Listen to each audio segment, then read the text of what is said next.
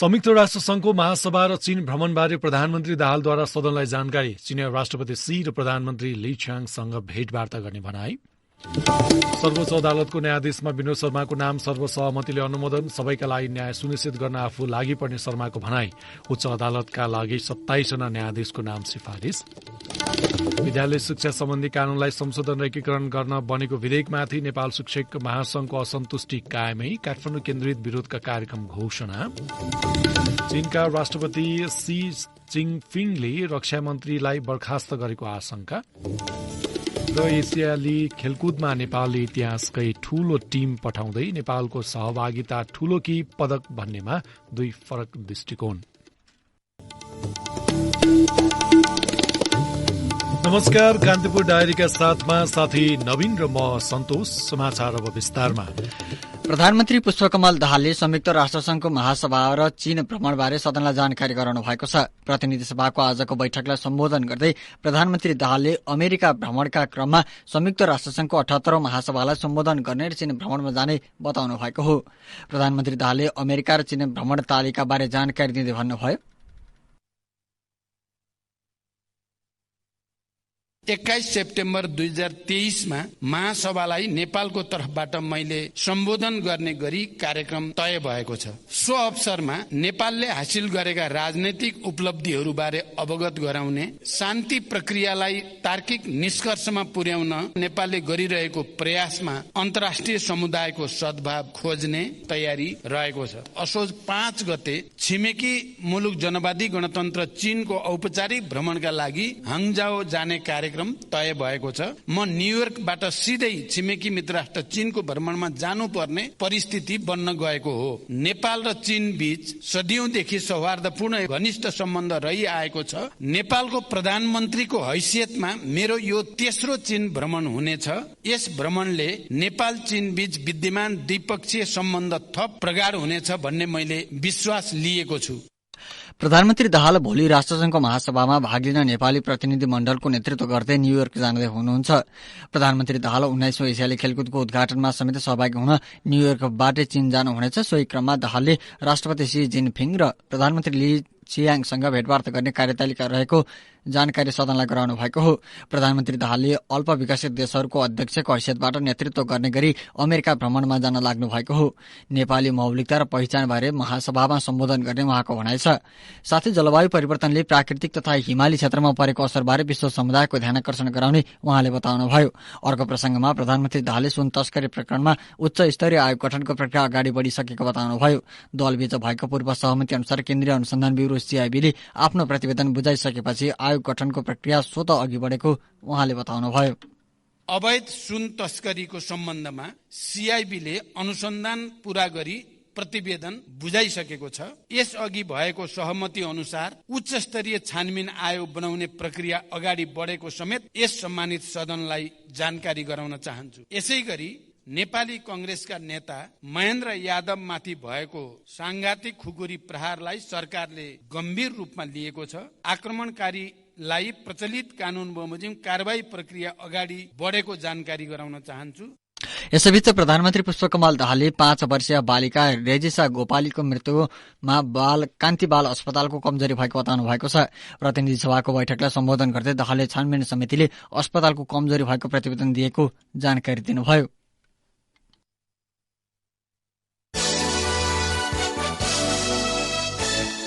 संसदीय सुनाई समितिले सर्वोच्च अदालतको न्यायाधीशमा विनोद शर्माको नाम सर्वसहमतिले अनुमोदन गरेको छ। समितिको आज बसेको बैठकले शर्माको सुनाई गर्ने निर्णय गरेपछि नाम सर्वसहमतिले अनुमोदन गरेको हो। न्याय परिषदले शर्मालाई सर्वोच्च अदालतको न्यायाधीशका लागि नियुक्तिका लागि प्रक्रिया अघि बढाउन संवैधानिक परिषदलाई दोस्रो पटक लेखी पठाएको थियो। शर्माको नाम सर्वसहमतिले अनुमोदन भएको समिति सभापति पशुपति शमशेर जबराकोले जानकारी दिनुभयो। अनुमोदन भएसँगै सर्वोच्च अदालतका प्रस्तावित न्यायाधीश शर्माले सबैका लागि न्याय सुनिश्चित गर्न आफू लागि पर्ने बताउनु भएको छ। समितिको बैठकमा आफ्नो भावी योजना प्रस्तुत गर्ने क्रममा उहाँले सो प्रतिबद्धता जनाउनु भएको हो। प्रस्तावित न्यायाधीश शर्माले न्यायमा ढिलासुस्ती र खर्चिलोपन हुन नदिनका लागि आफूले सक्दो प्रयास गर्ने पनि बताउनु भएको छ। यसैबीच न्याय परिषदले उच्च अदालतका लागि 27 जना न्यायाधीशको नाम सिफारिस गरेको छ। न्याय परिषदको आजको बैठकले जिल्ला न्यायाधीशबाट 18 न्याय सेवा मध्येबाट 3 र अधिवक्ताबाट 6 जनाको नाम उच्च अदालतको न्यायाधीशमा सिफारिस गरेको हो। न्याय परिषदले बेपत्ता पारिएका व्यक्तिको छानबिन आयोगका सचिव रहेका श्याम कुमार भट्टराई सहित विभिन्न जिल्लामा रहेका न्यायाधीश र अधिवक्तालाई उच्च अदालतको न्यायाधीशमा सिफारिस गरेको छ। त्यस्तै सर्वोच्च अदालतका सरजिस्ट्रार नारायण प्रसाद रेग्मी र कानून न्याय तथा संसदीय मामिला मन्त्रालयका सहसचिव सुशील कोइरालालाई पनि उच्च अदालतको न्यायाधीशमा सिफारिस गरिएको छ। परिषदको सिफारिस अनुसार उनीहरूलाई प्रधान न्यायाधीशले नियुक्त गर्नुपर्नेछ। त्यस्तै बैठकले उच्च अदालतका 34 र जिल्ला अदालतका 26 न्यायाधीशलाई सरुवा गर्ने निर्णय समेत गरेको छ। कान्तिपुर डायरीमा अब कान्तिपुर सविस्तारको पालो। कान्तिपुर सविस्तार। एसियाली खेलकुद प्रतियोगिताको 19औं संस्करणमा नेपालले इतिहासकै ठूलो टिम पठाउँदैछ। चीनको हाङझाओमा एक सातापछि शुरू हुने प्रतियोगितामा 29 खेलका 253 खेलाड़ीले नेपालको चुनौती पेश गर्दैछन्। कुनै छनौट चरण पार गर्न नपर्ने भएर पनि नेपालले एसियन गेम्समा सकेसम्म धेरै खेल र खेलाड़ी सहभागी गराउँदैछ। एसियाडमा जम्बो टोली पठाउन लागेको नेपालको सहभागिता ठूलो कि पदक ठूलो भन्दै दुई दृष्टिकोणले हेरिएको छ। खेलाडी छनौटका लागि 3 चरणको प्रक्रिया पूरा गरी 2.5 महिनादेखि तपाईहरू बन्द प्रशिक्षणमा रहेको मैले जानकारी पाएको छु। यसकारण पनि यसपटक नेपालले राम्रो गर्ने विश्वास गर्न सकिन्छ। नेपालले मार्शल आर्टमा विगतमा राम्रो सफलता हासिल गरेको छ। यसपटक पनि राम्रो गर्ने छ भन्ने सरकारको विश्वास छ। धेरै खेलहरूमा नेपाली खेलाडीहरूको राम्रो प्रस्तुति देखिएको छ। मलाई पूर्ण विश्वास छ यसपटक तपाईहरूले थप राम्रो गर्नुहुनेछ र देशको गौरव र उचाइ बढाउनुहुनेछ भनेर म विश्वास व्यक्त गर्न चाहन्छु। प्रधानमन्त्री पुष्पकमल दाहालले एसियाली खेलकुदमा सहभागी हुने खेलाड़ी र खेल अधिकारीलाई बालुवाटारमा विदाई गर्दा गर्दै निकै उत्साहित भएर दिएको अभिव्यक्ति हो यो। मुलुकको कार्यकारी प्रमुखले जे भने पनि एसियाली खेलकुदमा पदक त्यति सजिलो चाहिँ छैन। अझ खेलाड़ीको कथा व्यथा सुन्ने हो भने गरिएको भनिएको उत्कृष्ट तयारीमै पनि प्रश्नहरू उठ्न सक्छन्। यसपटक 29 खेलका लागि 127 महिला र 126 पुरूष खेलाड़ीसँगै 52 प्रशिक्षक, 30 व्यवस्थापक, 11 मेडिकल अफिसियल र 18 जना सचिवालयका लागि हाङझाओ जाँदैछन्। नेपालले यसअघि सन् 2014 मा दक्षिण कोरियाको इन्चनमा आयोजित 17औं संस्करणको एसियन गेम्समा 25 खेलका लागि सबैभन्दा धेरै 203 खेलाड़ी पठाएको थियो। इन्डोनेसियामा भएको अघिल्लो संस्करणमा नेपालका 185 खेलाड़ीले 29 खेलमा स्पर्धा गरेका थिए। यसपटक सहभागी खेलाड़ीको संख्या वृद्धिले पदक संख्या पनि बढ्ने बताउँछन् आर्चरीका खेलाड़ी योगेन्द्र शेरचन। जति धेरैले पार्टिसिपेट गर्न पाउनु भनेको त खेलको लागि एकदम सौभाग्य हो हैन। खेलाडीहरूले एसियन गेमको एउटा अनुभव बटुल्ने, ओलम्पिकमा मेडल लिने खेलाडीहरूसँग सँगै बसेर खेल्न पाउनु भनेको खेलाडीको लागि त अति राम्रो कुरा हो यो चाहिँ। नेपालले सन् 1954 मा फिलिपिन्स र 1962 मा इन्डोनेसिया बाहेक सबै संस्करणमा प्रतिस्पर्धा गरे पनि उत्कृष्ट नतिजा हात पार्न सकेको छैन। 9 संस्करण सहभागितामा मात्रै सीमित बनेको नेपालले सन् 1986 मा दक्षिण कोरियाको सोलमा आएर पहिलो पटक पदक जित्यो। सो 10औं संस्करणको एसियाडमा नेपालले 8 कांस्य हात पार्यो। त्यसपछि यति धेरै पदक नजितेको नेपालले अहिलेसम्म 2 रजत र 22 कांस्य गरी कुल 24 पदक जितेको छ। तेक्वान्दो खेलाड़ी इन्दिरा बस्नेत भन्छिन्, अहिलेको तयारी चाहिँ हाम्रो एसियन गेमको टार्गेट मेडल ल्याउने भन्ने तयारी भइरहेछ। मेरो एम चाहिँ अब अहिले यहाँ एसियन गेम मात्र नभएर ओलम्पिकसम्म खेल्न पाए खेल्छु भन्ने हिसाबले अहिलेसम्म हिँडिरहेको छु। यता ट्रेनिङ गर्दै हिँडिरहेको छु। एसियन गेम्समा सहभागी खेल र खेलाड़ी संख्या बढ़दै जाँदा पदक भने घट्दै गएको छ। महिला भलिबल, महिला फुटबल, महिला कबड्डी, महिला ह्याण्डबल, डान्स स्पोर्ट्स, पुरूष रग्बीमा नेपालले पहिलो पटक सहभागिता जनाउँदैछ। 19औं एसियाली खेलकुद तयारी समितिका सचिव प्रचण्ड शर्मा भन्छन्, ओलम्पिक पछिको दोस्रो ओलम्पिक हो यो एसियन गेम भनेको। बिना क्वालिफाइडै भाग लिन पाउँछ भने अनि हाम्रो भएको खेलाडीले अपर्च्युनिटी किन नदिने खेलाडीलाई, त्यो हिसाबले मात्रै हामीले गरेको हो। जम्बो टोली भन्दा यो मान्छेले हेरेर मात्र हो। अब यो एसियन गेम पनि खेलाएन पाएन भने अनि उनीहरू कहाँ जाने त? उनीहरूले जीवनै यसमा लगाइरहेको छ जब भनेपछि अन्तिम उद्देश्य के भने ओलम्पिक खेल्ने हुन्छ। खेलाडीको अवसर ल्याउला भनेर त आश गरौँ न, भ्रमण मात्रै भन्दा त हामीले गरेकै। नेपालबाट टिम खेलमा मात्रै 105 खेलाड़ी सहभागी हुँदैछन्। यी स्पोर्ट्सको 5 इभेन्टमा सबैभन्दा धेरै 23 खेलाड़ी जाँदैछन्। ओलम्पिकमा पुग्नु नेपालका लागि कठिन भएको र साउथ एशियन गेम्सको कुनै टुङ्गो नहुँदा एशियन गेम्सबाटै नेपाली खेलाड़ीले एक्सपोजर पाउने गरेका छन्। खेलकुद पत्रकार प्रकाश तिमल सेना भन्छन्, एशियन गेम मात्रै अहिलेका प्रतियोगिता छ, हाम्रो खेलाड़ीहरूलाई एक्सपोजर दिने ठाउँ, कम्पिटिसन गर्ने ठाउँ र मेडल जित्ने सम्भावना बरु त्यहाँ बनाउने हो भने चाहिँ साउथ एशियन गेमको अहिले गेम नहुने बेलामा चाहिँ त्यो खर्चलाई पनि यता लगाएर खेलाड़ीहरूलाई चाहिँ तयार पार्ने भने अनि पदकको पनि सम्भावना रहन्छ। र अर्को कुरा चाहिँ सहभागितामा ठूलो संख्या मात्रै रह भन्ने कुरा हुँदैन। हाम्रो खेलाड़ीहरूलाई अन्तर्राष्ट्रिय सहभागिताको लागि भए पनि एशियन गेममा लानुपर्ने एउटा बाध्यता छ दक्षिण एसियाली खेलकुद नभएको अवस्थामा भन्ने जुन तर्क छ त्यो तर्क चाहिँ आफैमा गलत चाहिँ छैन। किनभने खेलाड़ीहरू कुन मोटिभेसनले खेल्ने भन्दा एशियन गेमको लागि तयारी गर्ने भन्दाखेरि खेलाड़ीहरूको एउटा मनोबल चाहिँ रहिरहन सक्छ। सहभागिताको लागि मात्रै होइन कि यसमा परिणाममुखी नतिजा आउने गरी तयारी गर्नुपर्छ। त्यसको लागि सरकारले खर्च गर्नु भए पनि खेलाड़ीहरूलाई तयार चाहिँ राख्नुपर्छ भन्ने मलाई लाग्छ। एसियाडमा सहभागी खेलाड़ीको संख्या भन्दा पनि नतिजालाई ध्यान दिनु मुख्य विषय हो। झण्डै पदकविहीन हुनुपर्ने परिस्थितिबाट गुज्रिएको नेपालले पछिल्ला 4 संस्करणमा एक पदक मात्रै जितेको छ। खेलाड़ीले खेल्ने भनेकै जित्नका लागि हो, तर हरेक खेल जित्ने स्थितिमा छैन। एसियन गेम्स होस् वा नेपालले भाग लिने अन्य कुनै अन्तर्राष्ट्रिय प्रतियोगिता नजिकै आएपछि मात्र तयारी थालिन्छ। 4 वर्षमा हुने ओलम्पिक तथा एसियाडका लागि अन्य देशको तयारी 4 वर्षको हुन्छ, तर हाम्रोमा 4 महिना पनि छैन। यस्तोमा नेपालले एसियन गेम्सका लागि छनौट भएको जम्बो टोलीबाट धेरै पदकको आश गर्नु दिवा स्वप्न मात्रै हुन सक्छ। रेडियो कान्तिपुरका लागि पूजनी श्रेष्ठ। कान्तिपुर सविस्तार। कान्तिपुर डायरीमा अब ब्रेकको पालो। अब बाँकी प्रसंग। सरकारले यसपटक संविधान दिवसको अवसरमा कुनै पनि विभूषण वितरण नगर्ने भएको छ। सिंहदरबारमा आज बसेको मन्त्रिपरिषदको बैठकले विभूषण वितरणका लागि कार्यदल गठन गरी त्यसको प्रतिवेदन नाउन्जेल स्थगित गर्ने निर्णय गरेको हो। विभूषण वितरण कार्यलाई मर्यादित एवं थप व्यवस्थित बनाउन अन्तर्राष्ट्रिय अभ्यास र विभूषण सम्बन्धी प्रचलित कानून समेतको अध्ययन गरेर 3 महिनाभित्र प्रतिवेदन पेश गर्ने गरी कार्यदल गठन गर्ने निर्णय भएको छ। विभिन्न दिवसको अवसरमा सरकारले बाँड्दै आएको विभूषण विवादमा पर्ने गरेको थियो। मापदण्ड निर्माण नगरी सत्ता निकट रहेकाहरूलाई यस्तो विभूषण वितरण हुँदै आएको भनेर सरकारको आलोचना पनि हुने गरेको थियो। मन्त्रिपरिषदले कर प्रणालीको सुधारका लागि पूर्व मन्त्री विद्याधर मल्लिकको संयोजकत्वमा एक समिति समेत गठन गर्ने निर्णय गरेको छ। त्यस्तै सरकारले कञ्चनपुरको शुक्ला फाटा वन्यजन्तु आरक्षणबाट विस्थापितको समस्या समाधानका लागि अधिकार सम्पन्न न्यायिक आयोग गठन गर्ने पनि निर्णय गरेको छ। आरक्षण पीड़ितको माग सम्बोधनका लागि न्यायिक आयोग गठन गर्ने निर्णय भएको सरकारका प्रवक्ता एवं संचार मन्त्री रेखा शर्माले जानकारी दिनुभयो। आयोगको नेतृत्व पूर्व न्यायाधीशले गर्नेछन्। आयोगमा प्रमुख जिल्ला अधिकारी, नापी कार्यालय, डिभिजन वन कार्यालयका प्रतिनिधि र निकुञ्जको वार्डेन सदस्य रहनेछन्। आयोगलाई समस्या समाधानका लागि सुरुमा 6 महिनाको समय प्रदान गर्ने पनि सहमति बनेको छ।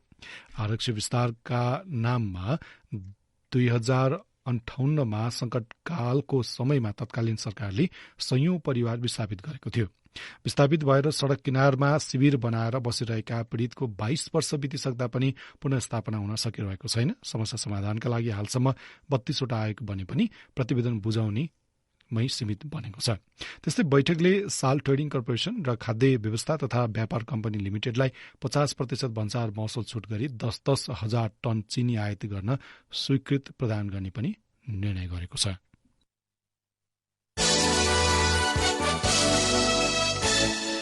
विद्यालय शिक्षा सम्बन्धी कानूनलाई संशोधन र एकीकरण गर्न बनेको विधेयकले गरेका व्यवस्थामा असन्तुष्टि जनाउँदै नेपाल शिक्षक महासंघले काठमाडौँ केन्द्रित विरोधका कार्यक्रम घोषणा गरेका छन्। महासंघले काठमाडौँमा आज पत्रकार सम्मेलन गरेर विधेयक संशोधन गर्न 18 बुँदे माग अघि सारेको हो। महासंघले माध्यमिक तहसम्मको अधिकार स्थानीय तहलाई दिने संविधानको व्यवस्था अनुसार शिक्षकलाई स्थानीय तह अन्तर्गत राख्ने व्यवस्थाको विरुद्धमा विद्यालय बन्द गर्ने चेतावनी दिएको छ। आफूहरूको माग पूरा नभई आगामी असोज 3 गतेबाट विरोधमा उत्रिने महासंघकी अध्यक्ष कमला तुलाधारले बताउनुभयो। यो सरकारले त्यस्तै चाह्यो, हाम्रा मागहरू सम्बोधन गरेन, नगरिकन चाहिँ विधेयक प्रस्तुत भएको छ। केही आंशिकमा मात्रै चाहिँ राम्रा चिजहरू लिएर धेरै संशोधन हुनुपर्ने विषयवस्तुहरू बाँकी राखिकन यो सरकार आइसकेपछि हामी बाध्य भएर यो सडक आन्दोलनमा जाँदैछौँ। अब हाम्रो आन्दोलन मलाई लाग्छ सदनमा त्यो निर्णयार्थ प्रस्तुत भइरहँदाखेरि हामी चाहिँ सदनबाट पनि लान्छौँ आन्दोलन, सडकबाट पनि लान्छौँ र यो आन्दोलन जबसम्म हाम्रा ती मागहरू सम्बोधन हुँदैन, हाम्रा ती चिजहरू संशोधन भएर आउँदैन, ऐन बन्दैन, त्यो बेलासम्म हामी चाहिँ आन्दोलनलाई विश्राम गर्दैनौँ र यो आन्दोलन अब अगाडि बढ्यो। शिक्षा मन्त्रालयले बुधबार प्रतिनिधि सभामा दर्ता गराएको विधेयकमा शिक्षकको नियुक्ति सरुवा बढुवामा स्थानीय तहलाई भूमिका दिएको छ। शिक्षकहरूले भने यो भूमिका संघ अन्तर्गतको जिल्ला शिक्षा कार्यालयलाई मात्र यस्तो अधिकार हुनुपर्ने माग गरेका छन्।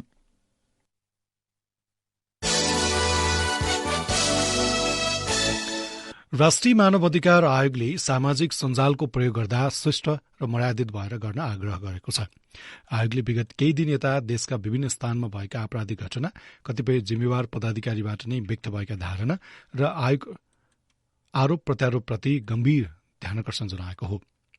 आयोगले नेपाली कांग्रेसका सहमहामन्त्री महेन्द्र यादवमाथि काठमाडौँमा सांघातिक आक्रमण भएको, जसपाका जिल्ला अध्यक्ष राजकुमार यादवमाथि प्रहरीबाट मोरङमा दुर्व्यवहार भएको, चिकित्सकमाथि कुटपिट भएको भन्दै हेटौडा अस्पतालका 78 जना चिकित्सकले राजीनामा दिएको जस्ता घटनाले थप गम्भीर बनाएको समेत जनाएको छ। आयोगको प्रवक्ता टीकाराम पोखरेलले विज्ञप्ति जारी गर्दै यस्ता घटनामा संलग्न आरोपितलाई कानून बमोजिम कारवाही गर्न तथा शान्ति सुरक्षाको प्रत्याभूति गर्न सरकारको ध्यानकर्षण गराउनु भएको हो। कान्तिपुर डायरीमा पुनः ब्रेकको पालो। ब्रेकपछि कान्तिपुर डायरीमा अब आर्थिक प्रसंग। नेपाल विद्युत प्राधिकरणले डेडिकेटेड तथा ट्रङ्क लाइन बापतको रकम उठाउने म्याद पुनः थप गरेको छ। प्रधानमन्त्री पुष्पकमल दाहालको निर्देशनपछि प्राधिकरणले अहिले सूचना जारी गर्दै डेडिकेटेड तथा ट्रङ्क लाइन बापतको रकम उठाउने म्याद 1 महिना थप गरिदिएको हो। डेडिकेटेड तथा ट्रङ्क लाइन बापत उठ्नुपर्ने 20 अर्ब रुपियाँ बराबरको बक्यौताको म्याद 1 महिना थप भएको हो। गत भदौ 17 गते एक सूचना प्रकाशित गर्दै प्राधिकरणले डेडिकेटेड तथा ट्रङ्क लाइन बापत बक्यौता 15 दिनभित्र नतिरे लाइन काट्ने चेतावनी दिएको थियो। प्राधिकरण र व्यवसाय बीच लामो समयदेखि डेडिकेटेड तथा ट्रङ्क लाइनको बक्यौताका विषयमा विवाद चल्दै आएको छ। गत साता व्यवसाय संघको भेटमा प्रधानमन्त्री पुष्पकमल दाहालले प्राधिकरणलाई लाइन नकाट्न निर्देशन दिनुभएको थियो। प्राधिकरणले 15 दिनभित्र बक्यौता नतिरे लाइन काट्ने सूचना निकालेपछि पैसा नतिर्ने पक्षमा रहेका व्यवसायले प्रधानमन्त्री दाहाललाई भेटेका थिए। प्राधिकरणका अनुसार 2072 सालदेखि डेडिकेटेड तथा ट्रङ्क लाइन बाबतको रकम उठ्न बाँकी छ।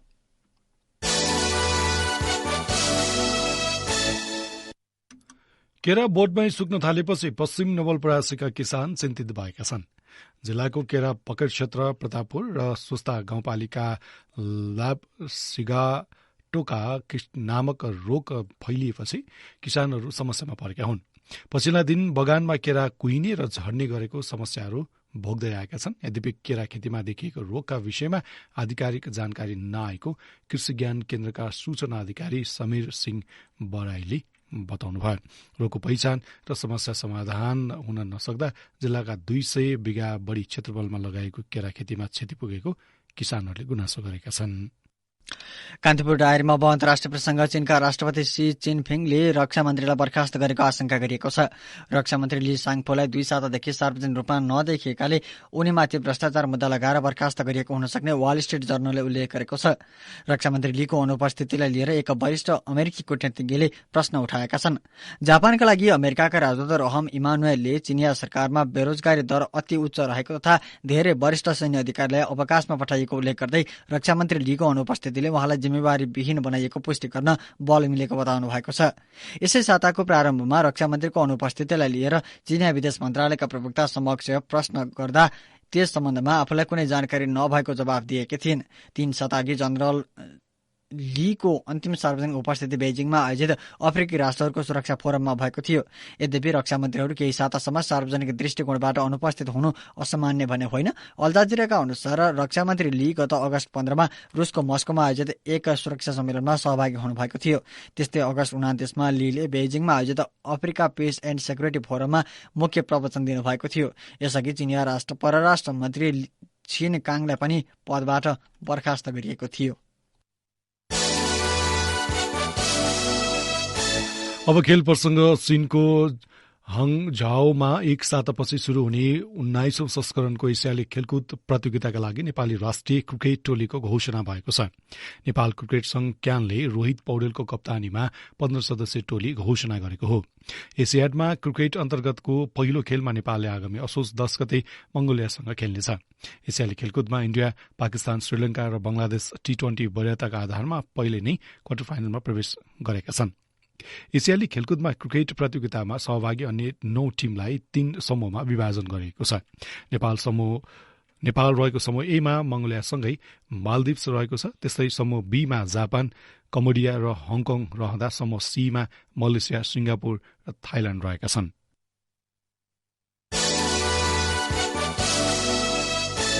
र एसएससी अन्डर 19 प्रिमियर कप क्रिकेटका लागि 23 सदस्यीय नेपाली राष्ट्रिय प्रारम्भिक टोलीको घोषणा गरिएको छ। नेपाल क्रिकेट संघ क्यानले आज 23 सदस्यीय प्रारम्भिक टोलीको घोषणा गरेको हो। आगामी असोज 25 गतेबाट मलेसियामा हुने प्रतियोगितामा नेपाल सहित 16 राष्ट्रले सहभागिता जनाउँदैछन्।